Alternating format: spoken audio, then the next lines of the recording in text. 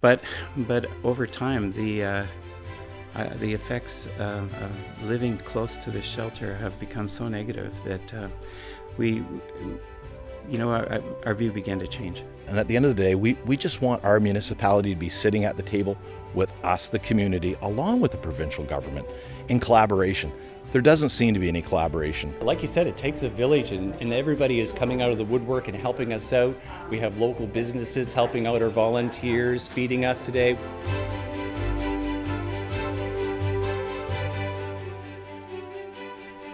Welcome to This Week Uncut, where we take a look at the top stories of the week from CHCO-TV and The Courier. I'm Vicki Hogarth. And I'm Nathalie Sturgeon. We begin this week with a story about a group of concerned citizens in St. Stephen that have expressed a lot of distress about the shelter on 9 Main Street. You were down in St. Stephen earlier this week to listen to what they had to say. What were their biggest concerns? Yeah, so we originally were approached by one of the members of this group, Stacey Arsenault, at a meeting of the regular meeting of council in St. Stephen. A large group of people showed up to that council meeting. I would say probably 30 to 40 people. And if you've ever been in the St. Stephen Chamber, you'll know that that would be a very packed room. And he asked us if we would come and listen to their concerns. And I said, absolutely. So we went there, and we actually ended up going to another member of the Concerned Citizens Group's house, which is right across from the shelter. So basically their house is here and the shelter is right there. And they both described, a lot of things that they're experiencing very personally.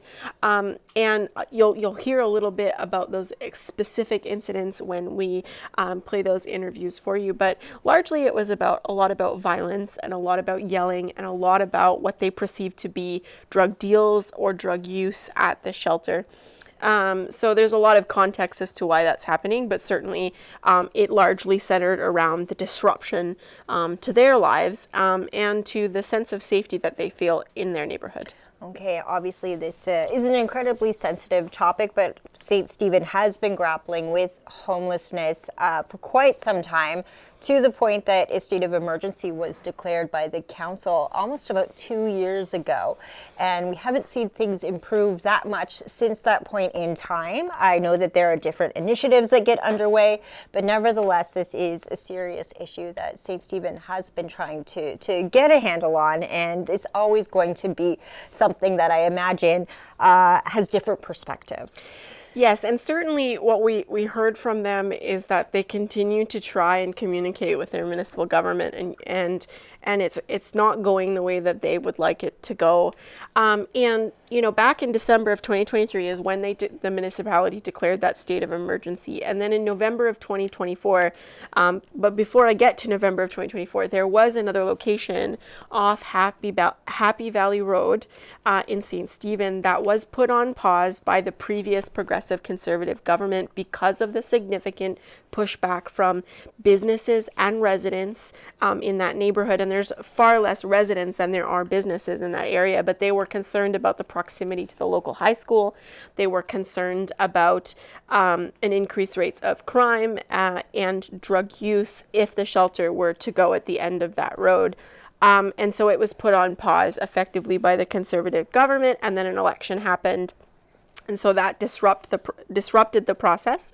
And the Liberal government in November 2024 quickly announced the shelter on 9 Main Street. Now, it started as an out-of-the-cold shelter, which just simply means that it operates in the winter.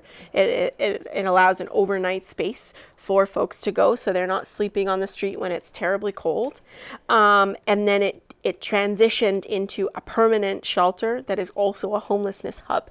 So it evolved over time. So yeah, they've come a long way since December of 2023, but there is a lot of work that still needs to happen. And I should point out for people at home, that is one of the things we do as a community television station, also a local newspaper, is that when there are concerns from the community, whatever they are, we are always here to hear what those concerns are. And I do remember at the time when the Happy Valley location was being considered, going to Happy Valley Road, walking down with the residents, hearing from them their concerns, also talking to Jim Stewart and the mayor, Kathy Baucus, our MLA, and trying to get to the bottom of what are the options, where can we go. I know that location, there were concerned neighbors, but there was also the idea that it was quite far out of town. It's really quite close to, if people would know, for a landmark state, Mayfield Garden, that one. Whereas the location that you're talking about is a little more central, but nevertheless still has an impact on residences.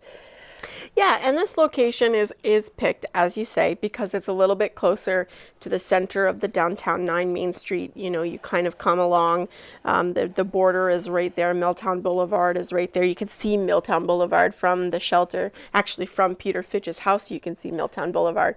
And that is designed specifically because they want them to be able to move freely around the area and get to the resources that they need to get to. But ultimately, is it the right place?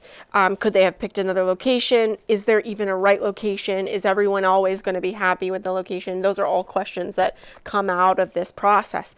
And certainly they described to us that they felt like the shelter was crowbarred into that space, and it's certainly an analogy, but what they mean is that they felt like they just shoved it in there because it was zoned close enough, and they needed a shelter because they were facing a lot of pressure about the more than 100 people who were living unhoused in St. Stephen. So we're going to let you take a listen to Peter Fitch and Stacey Arsenault and their concerns about the Lighthouse Lodge. Well, I'm part of a group of neighbors that live near this shelter, the homeless shelter in St. Stephen. And I think most of us would say the same thing, that we're very, very concerned about the folks that are staying there. We want them to be out of the cold for sure.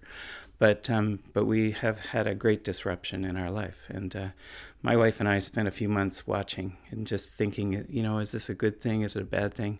I was really, there are cold nights, and I've watched people go into the shelter, and I've said, thank goodness there's a place, But over time, the effects of living close to this shelter have become so negative that our view began to change. And one thing that happened is that we had several neighbors, actually from two sides and on the same day, just begin to express extreme distress. One couple just kind of fell into our arms weeping, and we thought, all of this was done to us without any public consultation whatsoever. It feels as though the shelter was kind of crowbarred into this space, and because of the difficulty that Neighborhood Works, the agency that works with the government to put it here, the nonprofit, because of the difficulty that they had in finding a place, and the town wasn't able to find a proper location, and so here was something that was zoned close enough that they could get it in, and that seems to be what happened. But I do believe that this group has done everything that they can to try to make it better, as they've put up a fence, which does help for people walking by. It doesn't help us. It doesn't help people that live here for two reasons, and one is that although many of the clients that are at the shelter seem nice and reasonable, we speak to them a bit, there are people that are coming all the time, different people, new people, and I don't know where they're all coming from. I'm sure that they're not all local. And we've heard that St. Stephen is the place that has the resource, so that's where you should go. And so people are showing up, and some of them are out of control. And so we've had many incidents that have been violent in terms, sometimes with physical violence, but and we've watched people with weapons walking in front of our house. We have constant drug use going on in front of us, and at first we watched drug dealers coming here quite regularly. They seem to have found other places to meet now most of the time, but now we've watched people coming to the shelter and standing outside the gate, and it looks like they're involved in drug transactions, asking for people from the shelter. They call into the shelter, somebody comes, somebody gets someone else, they walk into the trees beside the shelter for 3 minutes, and then they go their separate ways. Mm-hmm. So, and we've seen this with high school kids. So we think that this was a fundamental error to place the shelter in the heart of the community, and that what it's doing is sort of destroying the core of the town. St. Stephen wants to think of itself as a safe place. That's actually what it says on our website. This is a wonderful place to move to because it's a safe location. No one here feels safe anymore. And many people are zealous for the shelter, but I don't think they know what it's like to live month after month after month in an area that doesn't feel safe. And I also think they don't know what it's like to lose all the value in their home equity. In our case, we bought our home 46 years ago, and every bit of extra money that we've had for 46 years from our work, including inheritance, we fixed this house up. And so it's now, I think it's a pretty nice house, but it would be, I think its practical value is zero. And we always assumed it would be part of our retirement. All of our neighbors feel something similar. And we have businesses close by that have lost commercial tenants because of interactions with clients that were involved in drugs. At the end of our street, just last week, there was someone who was completely crazed, who was trying to undo somebody's tree swing. And the lady came out of the house and saw this was happening and asked the person to leave, but instead, in a kind of a drug-induced state, he started towards her. So she went into the house and locked the door, and she phoned her husband, and he phoned us, but we weren't here. He phoned all the rest of the neighbors. He phoned 911, and ultimately the police came, but they moved the man outside of their property, but then he hung around on their fence for the next 2 hours. And the mental health, the toll on mental health for people is severe. And I could list, over the last 3 or 4 months, although a lot of the time has been very good, a lot of days are quite quiet, a lot of evenings are quiet, but there are times when the rules are not followed, and there are only supposed to be 2 people out at a time after 11 o'clock, is what we've heard, having a cigarette, and they're not allowed to leave the property. There are times when there are easily 12 or 14 out at 3 in the morning. For us, it's just for our voice to be heard. And there's lots of chaos happening in our neighborhood, and we really want the municipality to take some accountability for everything that's going on, but at the same time, we want to be there in collaboration with the town, and our voices are not being heard.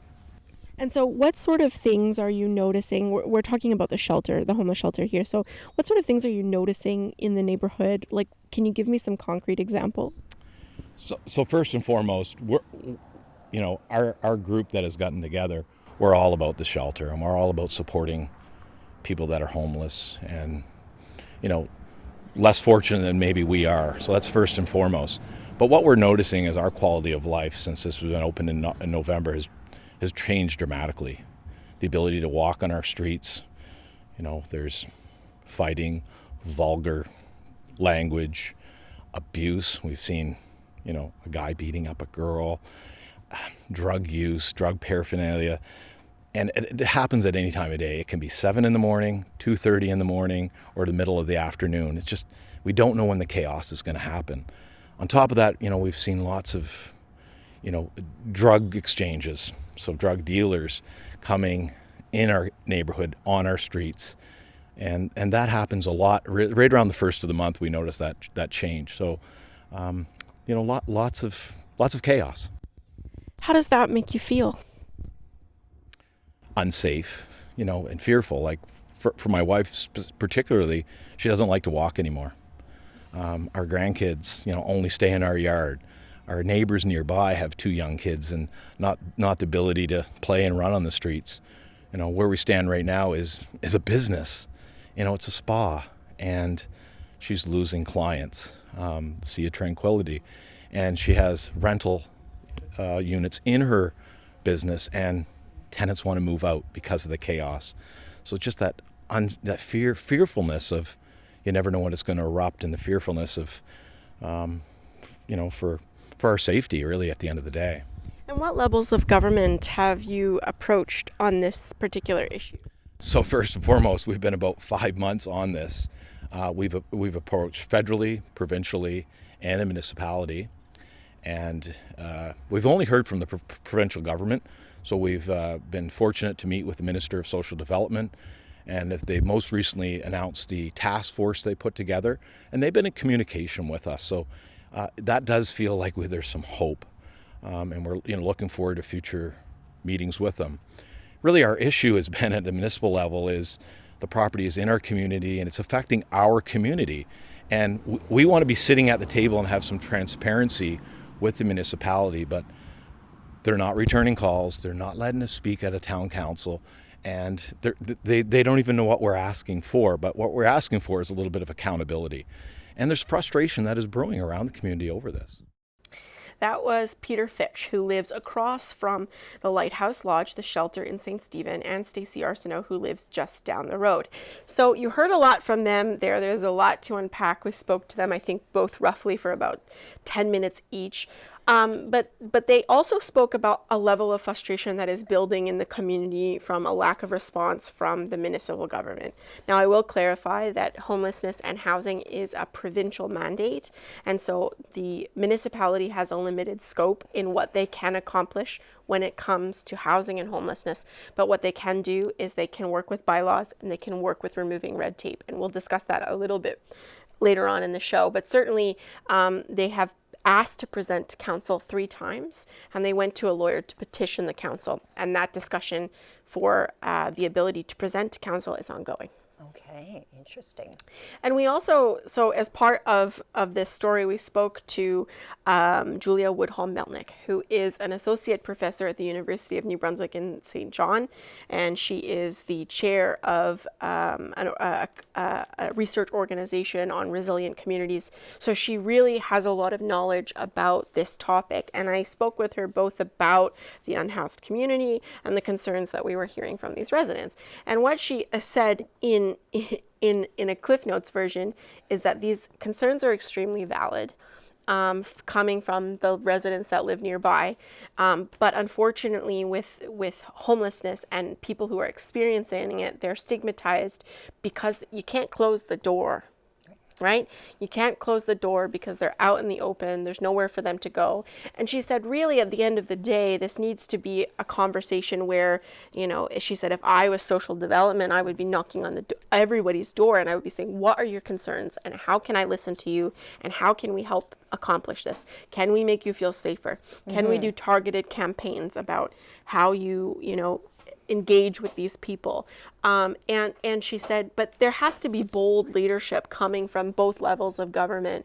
And just as I mentioned a little bit earlier, it comes from, the municipality, on the part of the municipality is advocating to the provincial government for their constituents, both citizens that are housed and unhoused, and removing that red tape when it comes to accessing land. And we're actually going to get into that a little bit later, and removing red tape around building permits and building in particular. So there are things that they can do. But essentially what you've heard from them is that they want to be at the table and they want a level of transparency that they don't feel they're getting at the moment. Right, because even when I think back to Happy Valley, I know some of the concerns from going there to talk to the neighbors, and I did find a neighbor who was more than happy to have it on that street. So you do get both, and that's a fair thing to point out. But I remember when I was talking to the neighbors, one of the concerns was the plans that were going on Happy Valley wasn't for a completely dry unit. There was going to be the possibility that people would be allowed to use, whether it be alcohol or drugs, in the facility or be under the influence while there. And that was a concern for some of the neighbors. So sometimes it comes down to the details and not feeling like they can be a part of that conversation too. Yeah, so actually, thank you for reminding me about that equation, because the Lighthouse Lodge is a permanent shelter that has 20 regular beds and 10 emergency beds, so it can hold up to 30 people. It is considered a wet shelter. So what that means is that people who use drugs or who use alcohol can be accepted at the shelter, okay? It doesn't mean that they can do drugs there. It doesn't mean that they can buy drugs there. It means that simply they don't have to be sober to be at the shelter. But the shelter operates in a harm reduction model. So it uses this model that is deployed through safe use, managed use, meeting people where they're at, and looking at the way drugs are accessed. But there's also an education component that belongs there, right? And Julia talked about that. But she also said, we need to help these individuals, these individuals in terms of unhoused people. We just can't not help them. But in doing so, we don't want to harm other people at the same time. So she talked a lot about that. Okay, yeah, that's very interesting to see how it moves forward. And St. Stephen, obviously, in Charlotte County, having the biggest challenge ahead of them when it comes to homelessness, because so many services are located there, because they are the biggest community in Charlotte County. Definitely they will see more of it. So I try to stay abreast of what's going on as well. I know we're located here in St. Andrews that doesn't see it to the same extent, but I do try to stay a part of groups just to get a sense of what's going on the day-to-day, so that people in St. Stephen feel like we do understand their concerns, what they're going through, and what these disruptions are. We'll let you have a listen to my interview with Julia Woodhull-Melnick. Yeah, so the rural, like traditionally, we haven't thought of homelessness as being a rural concern. So, typically when we think of homelessness, we think of larger cities, Toronto, Vancouver, Montreal, New York, et cetera, right? Mm-hmm. But over the past few years, especially post-COVID and during COVID, we've seen increased vulnerability in renters in small places, and even homeowners in small places too, who are struggling with things like mortgage rate hikes, increased taxes, increased cost of living when it comes to things like food costs, all of that stuff. So really, it's a struggle for everyone out there right now, and this is no longer an urban issue. We saw a lot of folks move from out of province during the COVID pandemic, and we also saw a lot of speculation within our housing market. And normally this speculation tends to start in small cities and miss those small towns. But as people were looking for quieter ways of life, they were staying at home more often. Some of this speculation hit the rural communities as well, too.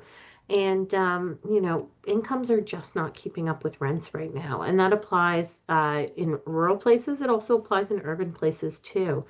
But the problem is in rural centers, there's not always the services available to meet the needs of the folks who are experiencing homelessness. So, for example, if you're homeless in St. John and you have, you're living somewhere close to the Waterloo Village area, you have access to a variety of services, shelters, places to go that you can access for food supports, housing supports, harm reduction supplies, all of that stuff. That's not always the case in smaller rural communities.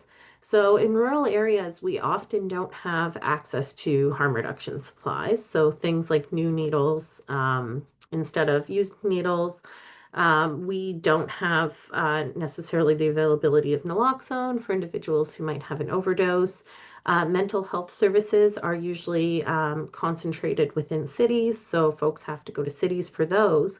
And when it comes to supports for the basic needs, we know that there's food banks and churches and a lot of mutual support within those smaller rural areas. But those supports aren't large, and oftentimes they're not overly accessible.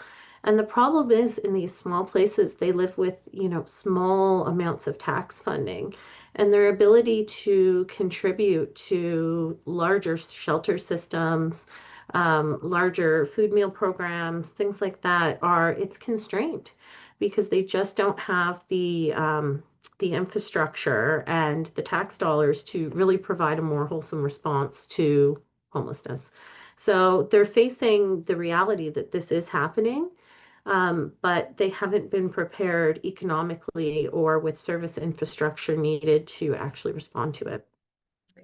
And so I guess if you could maybe respond a little bit to some of the concerns of the neighboring residents. I mean, for context, this shelter is in the middle of a residential neighborhood, and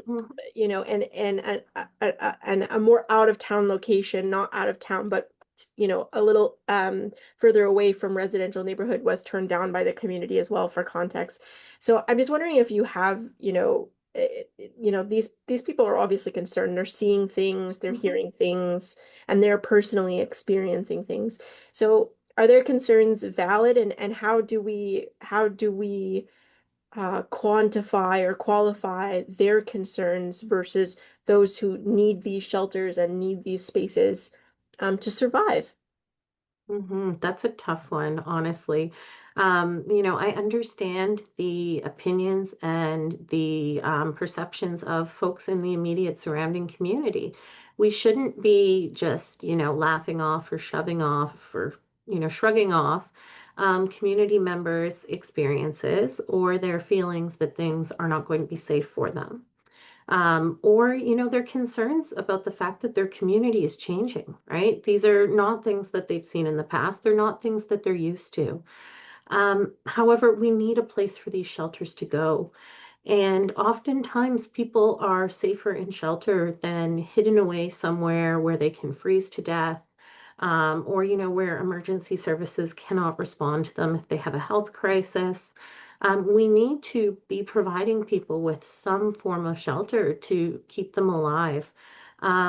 So, it becomes a life or death situation, especially when multiple locations for shelters are turned down. That said, it is tricky. Um, Folks work hard to maintain their households. A lot of individuals in rural communities that are housed are struggling right now. A lot of people are struggling right now. And I do have sympathy for that. The one thing that we can say is usually these shelters come with good supports and resources, and the individuals who are going to be offered housing are also going to be offered supports. And I'm always a fan of, instead of saying no, enthusiastically say yes, but ask for what your community needs, right? So if you're worried about folks who are only allowed in shelters from 8 p.m. to 8 a.m., wandering around all day in your residential community, without much to do, they're experiencing extreme poverty, um, and you're worried about what impacts that's going to have on yourself. Ask your city, ask your town to make it a 24-hour shelter. So then people aren't, tasked with leaving all day, wandering aimlessly, being out in the resident or out in the community. So we've had unemployment, we've had poverty, and this isn't the case for all unhoused people, but like we've had mental illness and we've had drug use, and alcohol use. Those things exist everywhere, right? The only reason why we stigmatize so much in the homeless population is because there's no door to close, right? So there's no door that you can hide all of these issues behind, and then they become visible to the community and the community members. So, some of their concerns may be offset by providing a viable day use option.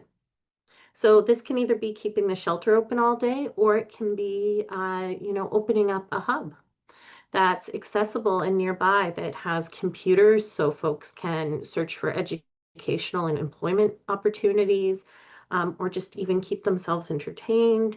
Maybe near a library with computers where folks can go in and get books to read. And again, use those computers for all the things they need to do, fill out their social assistance forms, contact doctors, all of those things that we rely on the internet to do.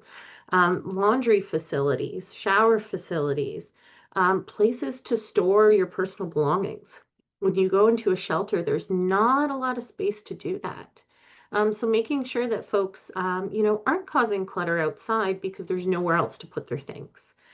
So there are ways that we can address some of these concerns. And instead of saying, I don't want a homeless shelter near my house, instead we can sort of reframe and say, what is it that I'm concerned about? Right? So am I concerned about my family's safety? Okay, well then how do we address the safety issue? Right? Or the perceived safety issue? How can we make you feel more safe in your community? Maybe it's, I'm afraid of theft. Okay, well, how can we make sure that your belongings are protected in your community, right? Maybe we need more public campaigns about locking things up. You might have to change your way of life a little bit in terms of locking your doors at night, your car doors, things like that. But in terms of like theft, okay, people are stealing because they're desperate. How do we address some of that desperation with services and supports and things like that. So we really have to get down to the root cause of what's driving people's concerns and address those causes. Because saying, okay, we don't want these people anywhere is not going to work. They have to go somewhere, right? But, to say community members' concerns are not legitimate is not the best way of dealing with things. We are going to take a quick break, but when we come back, we'll be sticking with housing and talking about a new apartment complex coming to St. Stephen.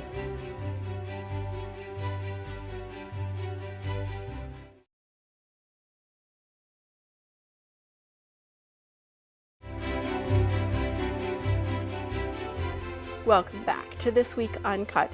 I'm Nathalie Sturgeon. And I'm Vicki Hogarth. Vicki, you were able to do a couple of interviews this week on a new development, a new housing development coming to St. Stephen. Well, I'm always excited when I can write articles for you, for The Courier. I think people are mostly used to seeing me on television, so it's nice to get out my pen and do some writing once in a while. I talked to Tressa Bevington, who is a developer behind a new 66-unit apartment building coming to St. Stephen, and I know that people in the community are so excited to hear this news just because it's a long time coming. 66 units, so some will be studios, 1 bedrooms, 2 bedrooms, 3 bedrooms. This is going on the lot where the Border Arena sits right now, right beside the Superstore. I think everyone knows the Border Arena when they come into town. It hasn't really been in use though since the Garceland came into life in St. Stephen, so that was around 2014. It's mostly been used for storage since then. I know they've looked at the idea of what it could be used for. When we were talking about homelessness, I know it was even considered at one point as a site for a potential shelter. Unfortunately, it's located so close to an elementary school that just wasn't a possibility, but here they are finding a wonderful use for that lot. And it's also convenient. Let's say you don't have a car, you're right beside the grocery store. Very accessible to many services in the community. Yeah, it's certainly something I think the community has been working towards. If you're listening to council meetings, you're hearing them talk a lot about how they are working toward, with future St. Stephen development in particular, of housing that is desperately needed in that community. And given the context of what we've just discussed in the previous segment, this is big news for St. Stephen. I think the biggest question that came out of this for me is about these tax exemptions or grants. What was the deal on the land? And I think that's what the public is going to want to know, right?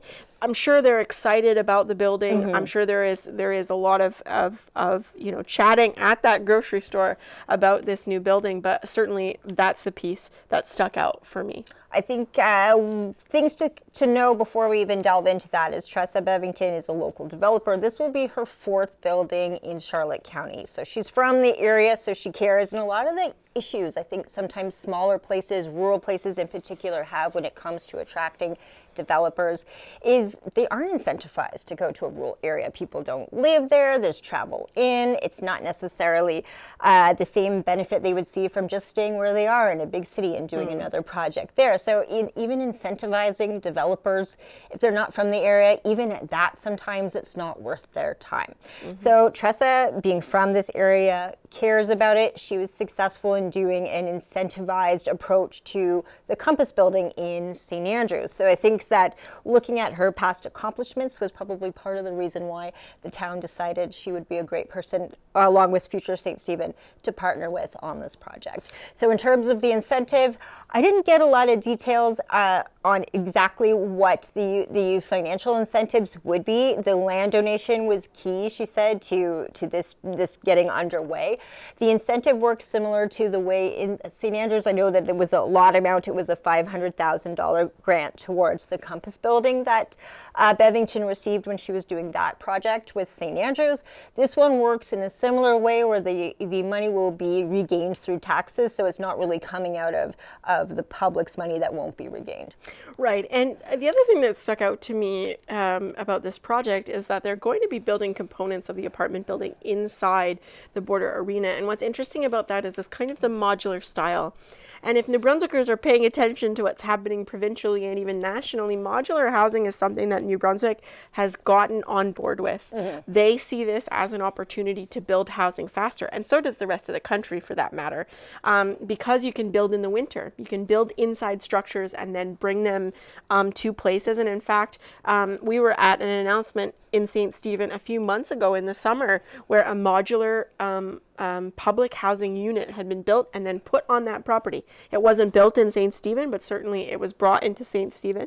So this is a very interesting component. And if you'll recall, the provincial government actually pitched modular housing as a nation-building project. Unfortunately, it wasn't selected in that first round because everybody is kind of on board with modular housing. So it's going to be a hard sell for New Brunswick to be the place to do it because it's being done everywhere. But that was a very interesting component for me. They will eventually demolish the border town arena, but it will be part of the process. And actually, you know, I was speaking to Mayor McEachern about this story, and he talked very fondly about, you know, the many memories that are in that building for folks who would have taken their kids there to play hockey or to do free skating or what have you. So this is a building that means a lot to the community, and it is presenting an opportunity for new memories to be created for new families who are coming to St. Stephen, or for families who are looking to downsize, or for looking for an affordable apartment building. Oh, exactly. And I mean, that's what Tressa, another point she brought up, is that when you think about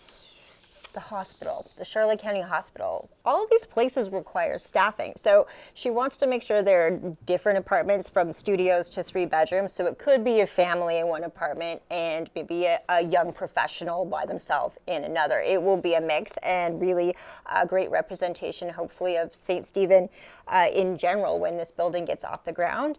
And again, like you said, she will be using the arena structure to create these modular builds to put it together. Anyone who's in St. Andrews right now, actually, if you're watching the new residents at the Algonquin come together for their senior management, we're watching this. It's like Legos, watching these giant Lego bricks be built. So we're watching this come together just outside our window here really fast right now to watch these builds come together. It's quite impressive how fast it comes together. Yes, and that project was actually shared by the man you just heard from in the first segment, David Hickey, on his social media, because they really want to champion this idea because it builds faster. It is quicker. And there is nothing that we need more in Canada than housing, and not just, you know, certain type. We need all housing, and so this is a great opportunity. I think this is going to be a good development.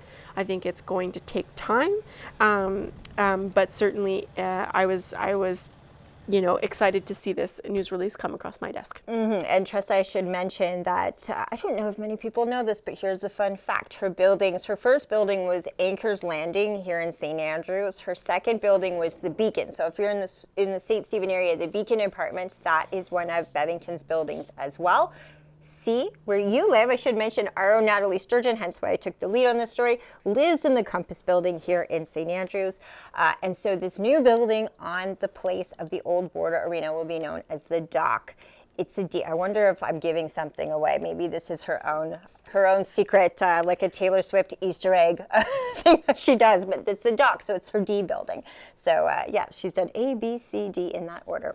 Yeah, and I know there is a wait list for my apartment. So she is doing a really good service, right? And she said that too in the story. She said, through developing these apartment buildings, I've realized that housing can change people's lives, and that's exactly what it is. It is a matter of changing people's life. A roof over your head can make a lot of difference. And so housing of any kind is encouraging, and it is certainly desperately needed in Charlotte County. I know that we experienced that here when we saw all the new, I mean, even when you were moving here, I can use you as an example, when you were moving to St. Andrews to take on this job as editor-in-chief of The Courier, that was one of the first issues we as people had to think about. We are bringing this person to our community. Where will she live? And fortunately, the building was going up right at that time. Still took a few months before it was ready for you to move into, because you came a bit in August of that year. But yeah, it's crazy how much suddenly a new building will create this whole new life in a small town. Well, and suddenly what you realize is that the housing that is available is not affordable. Right. And so that was the challenge. We could find places for me to go, but it was the matter of how much rent they were charging. Right. So this is not only housing, but housing that may fit the bill for someone who is on a fixed income. Yeah. or works for minimum wage or works in the service industry. So it's a bit of both. It's it's a multifaceted approach. And we'll find out about what those rents are, I'm sure, as the development gets further underway. I know that she's aiming for more affordable type rents, but we'll get a better idea of what that is in the months ahead as the building gets underway. But I will say, from the incentive standpoint of the town, I can read out a quote directly from the article I wrote from Mayor Alan McEachern. He said, "Our incentive works based on the tax generated. They'll get a percentage of that back over the years. At the end of the day, it's like a tax break, but it's a grant that covers the extra tax that we're receiving." So sorry, I don't have my glasses on. It's money in and money out. It's not that we're losing money because it doesn't exist today. So by creating the building, they're creating this new tax revenue. So that's where they will see the money that incentivizes the developer coming from. So it's not coming out of a pot that won't be replaced. It is very difficult to, and I've heard this from a number of municipalities that I have done reporting on, it is extremely difficult to bring in a developer to a rural area, but more difficult to find a developer that is willing to do it on an affordable basis. Okay, so when you hear about these incentives and you don't have a clear answer for them, the reason they're doing this is because it is very, very difficult to find a developer, a for-profit developer, that is willing to add an affordability component. So we will get those details. They will come out eventually. They all have to. She's dealing with the municipality. This is going to be part of the process. It's just going to take time for those details. Yep.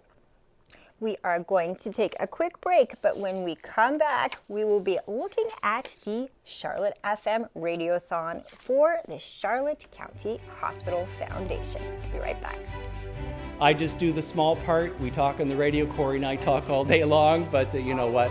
It's the community that comes together and digs deep into their pockets and makes their donations. Every little bit counts.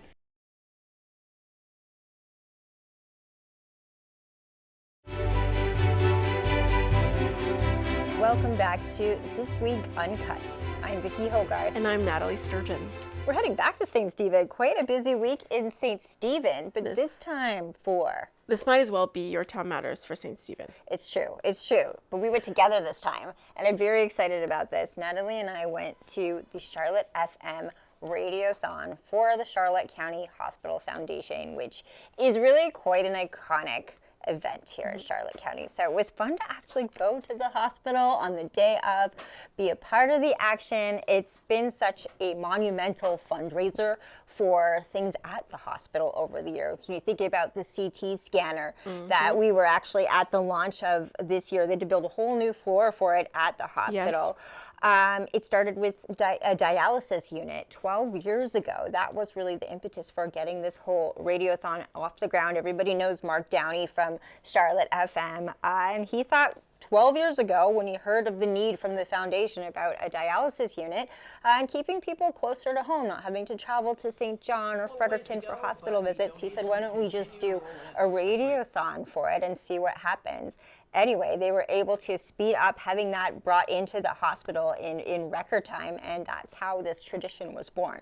So how special that you got to come with me this year. Yeah, I typically wouldn't talk about myself, but I have spent a number of occasions at the Charlotte County Hospital. I have type 1 diabetes, and I have been to the emergency room a number of times. The staff there are kind and compassionate, and the work that the Radiothon does with the Charlotte County Hospital Foundation is why that hospital runs the way that it runs.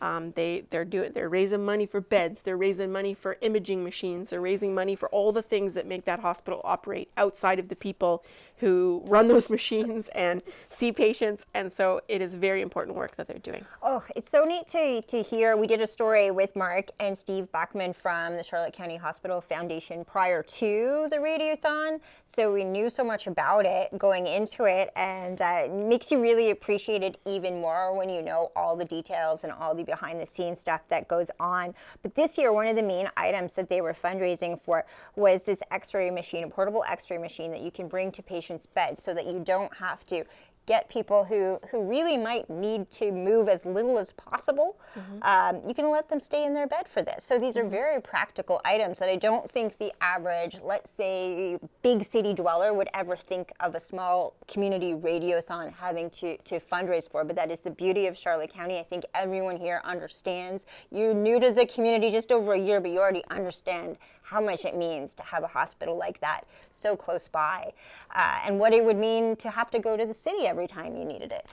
Well, and certainly, part of my, my journey is going an hour away to receive care because there are certain services that are just not offered in Charlotte County. But it's unique to see the community step up for other people who need these types of things, right? Not everybody's going to need the portable x-ray, but your relative might, or someone might need it. And I think that that's a very interesting thing that they're doing. And they've actually, done great work. That CT scanner, I was there for that. That's an incredible amount of money that they raised.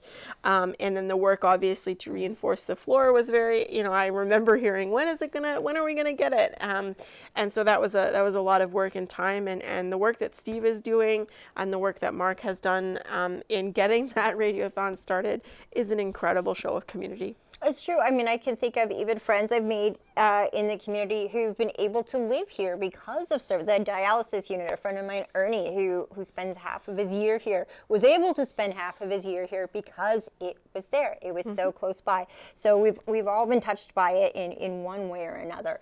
So it was really neat to be there in the action and see exactly what we kind of imagined. People coming in, you hear about it, the phone calls, people walking in the streets, off the streets with donations, food being brought in, whoopie pies. I heard about the whoopie pies. I saw the whoopie pies today. But it really is neat to have that. It takes a village feeling in an initiative like this, and to feel it firsthand is so special. And there is no one that deserves our gratitude more than healthcare workers, who have been through a lot in the last several years through COVID-19, and who continue to deal with a staffing crisis and an increased aging population that is crowding our hospitals with a lack of primary care, which is forcing more people into the ER.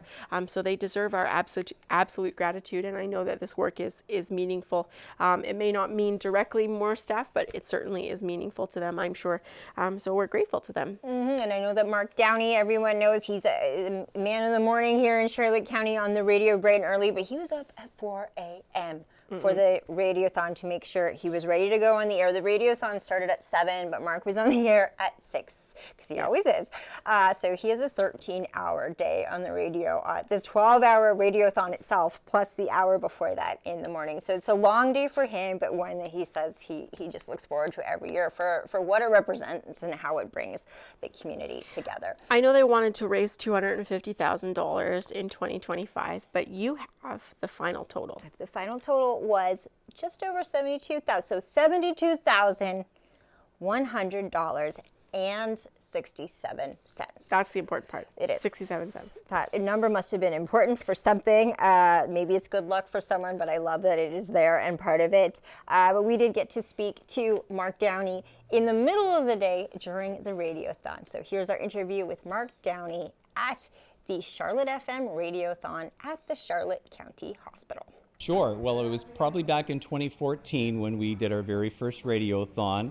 I approached Mr. Steve Backman, who's the president of the Hospital Foundation, and at that time they were raising money for the dialysis. And I know it was taking a while for them to get some money and donations to come in, so I decided to start the radiothon down here because our sister stations did it in St. John for a few years prior, and they were having awesome success. So I thought we live in a very generous community here in Charlotte County, so I thought it would go over very well, and it has.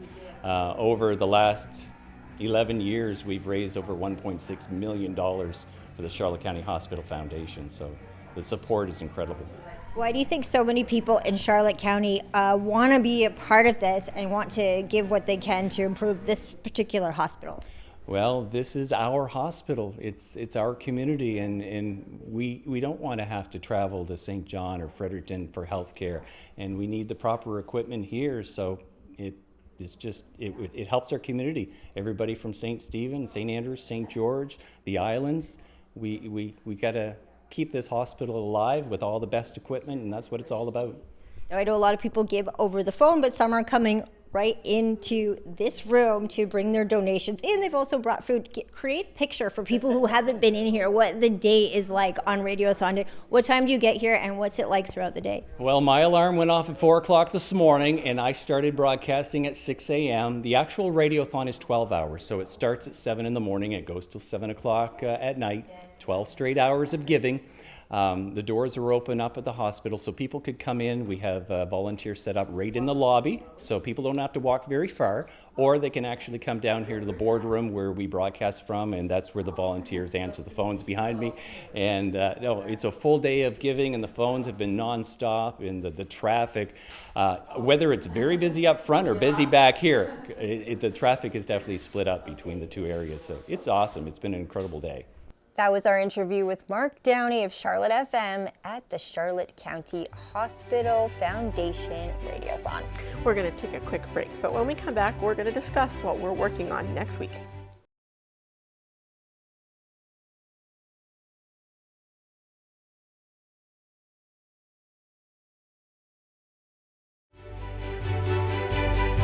We're going to look ahead now to the many things that we're going to be accomplishing over the next week. And I have at least 2 Right to Information and Protection of Privacy Act requests sitting on my desk. I have glanced at them. I want to really look at them. This is the hard part about journalism. I don't think people understand. When you get these kinds of requests back, they're usually hundreds of pages. You have to go through them. You have to read them. You have to kind of take in the information, read them, understand them, go back, read them again, understand them. So that's work that's ongoing, and it's going to take a few weeks. I've also got a few interviews set up for tomorrow and into next week. I'm going to be speaking with a young woman who is raising some money for a wheelchair accessible van to help her get around in the community. We're also going to be speaking with Hollis Bartlett of the Southwest New Brunswick Service Commission on their new budget this year, and some of the things that they're doing to the structure of that organization to help out municipalities. Actually, I've been to 2 of those presentations already, and the municipalities are seeing a bit of a reduction in how much they're going to have to give to the Service Commission, which is good news for the municipalities. I'm also going to be looking through the province's newly released healthcare plan. We're actually going to be discussing it on the political panel this week. And we're going to be, I'm going to try, I have reached out to Horizon Health. 2 of their members have presented to both St. Stephen and St. Andrews on including active transportation in those new municipal plans that are being pushed through council at the moment. So there's a lot on my plate. That is it. That is quite a tall order for next week. I, on the other hand, will be heading to Deer Island, so I'm excited about that. I'll be talking to, it's Genevieve or Genevieve, I will find out when I go, Hennessy, who is the Legend Lost author who has done a lot for Deer Island. She brought Comedy Fest. If anyone was at Deer Island Point of the campground this summer for Comedy Fest, it was so much fun. She's responsible for that. Her brother Bobby Knuff is the one that was the headliner. She brought him in from Toronto with a bunch of other comedians. She also was the person responsible for bringing the lookout to above Old Sow, so you can look out at the whirlpool. She put that in. It was quite an endeavor. She's also donated her books to all schools in Charlotte County. She's built a playground at the Deer Island, in Deer Island for the kids there, and I think she's doing some scholarships too. So I'm going to find out about all these fabulous initiatives that she's doing right on Deer Island, a pretty special place. And I'm going to sit down with her at the Capsule restaurant, so bonus points for me for that too. I get to eat at the Capsule, so pretty great day at Deer Island, and I'm hoping to get to Grand Manan soon too. I will keep you updated though. I know that I usually just put up a Facebook post that I'm on the ferry, and I hear from everyone, and I let Selena know I'm on my way, Selena Leonard, and I get some coconut cream pie at the sequel. Well, we appreciate you joining us today. I always enjoy sitting down with you. We will see you next time on This Week Uncut. I'm Vicki Hogarth. And I'm Nathalie Sturgeon.